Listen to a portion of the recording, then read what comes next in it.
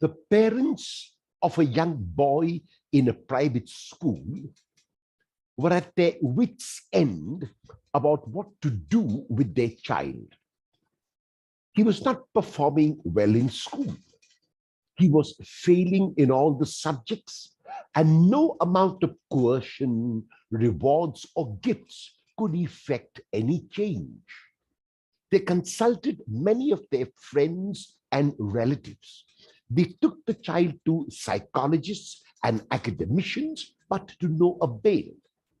Finally, one of their relatives suggested that they send their child to a school run by the Jesuits.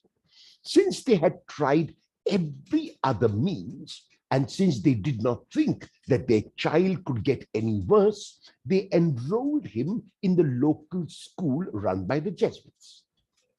After the first semester results were out, the parents were pleasantly surprised to find that their son had not only passed in all the subjects, but had topped the class in 3 of the 6 subjects that he was studying. They rushed to the school after seeing the results to thank the Jesuit principal, whom they thought was responsible for the change. The principal accepted the praise as humbly as he could. He then called the boy to his office to find out from him the reason for this dramatic change. When the boy was asked the reason, he looked up at the crucifix hanging in the principal's office and said, "When I looked up at that man hanging on the cross, I got scared and nervous because I knew that you were serious about things, and I decided not to take any chances." The man hanging on the cross is what Passion Sunday is all about. This Sunday is also called Palm Sunday, since palm branches are distributed on this Sunday and a procession is taken to remember that first Palm Sunday that the Gospel of John speaks about.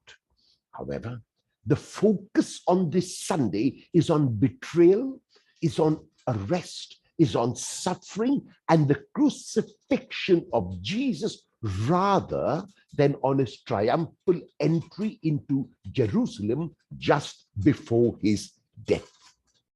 Passion and Palm Sunday is the beginning of Holy Week, in which the Church commemorates the Last Supper and the first Eucharist on Holy Thursday. The death of Jesus on Good Friday and the resurrection is celebrated on Easter Sunday. By identifying ourselves with the mystery of the suffering, of the death and resurrection of Jesus, we ourselves experience a great liberation, a Passover from various forms of sin and enslavement to a life of joy, to a life of freedom. The Passion narrative of Luke, which is read this year, begins with the Last Supper.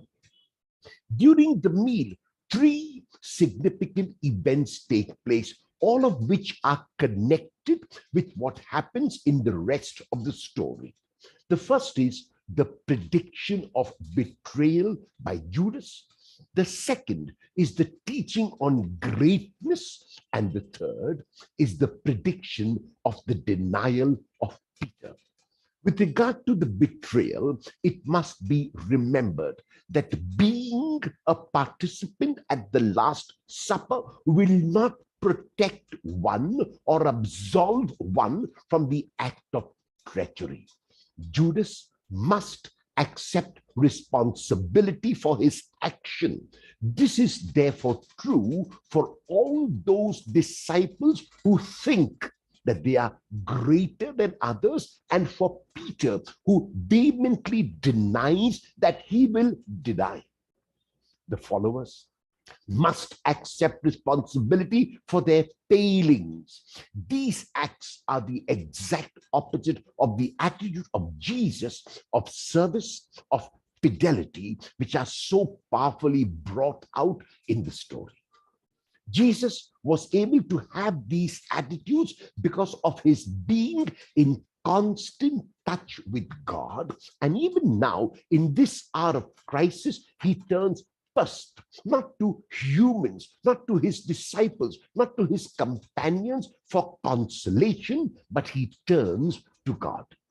The first part of the prayer is for what Jesus wants and what Jesus desires. But the second, the conclusion, is for what God wants. Jesus will state clearly and unambiguously his own need for deliverance, but he will not forget to add that God's will is his final aim.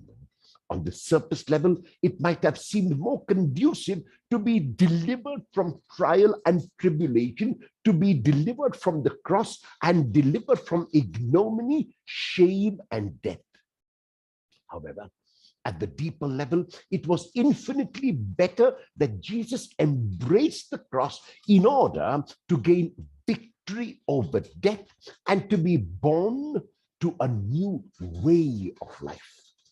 Jesus is serene and calm when he is arrested and even reaches out to heal the servant whose ear was cut off in the melee. This is the effect of prayer. The effect of his prayer also sustains him before the Sanhedrin, before Pilate, and before Herod, who Luke alone mentions in the Passion narrative. Jesus will not be cowed, browbeaten, or intimidated. He will stand for what he believes in. He will stand for the truth, even if it means that he is not understood, even if it means that he is abused, even if it means that he is condemned to death. He will continue to hold his head high. He will not be overcome with self-pity. He will not be defeated. This is why his last words before he breathes his last are to commend his spirit into God's care.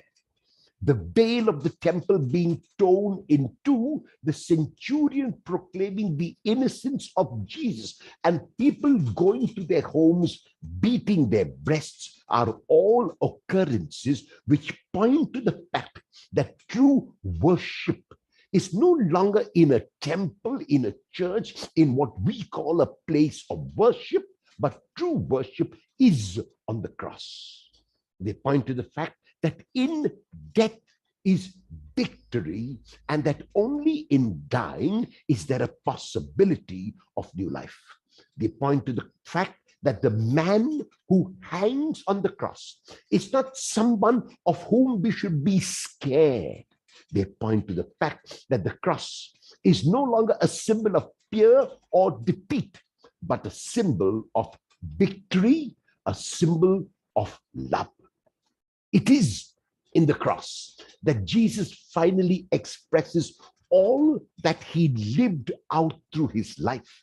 That is a life of unconditional mercy, a life of love. Will we, who profess to be disciples of Jesus, never be cowed down or intimidated by untruth? Will we, after we have prayed to God, whom we know always sustains us, be able, like Jesus, to hold our heads high, even when we are carrying our cross? I pray that we will.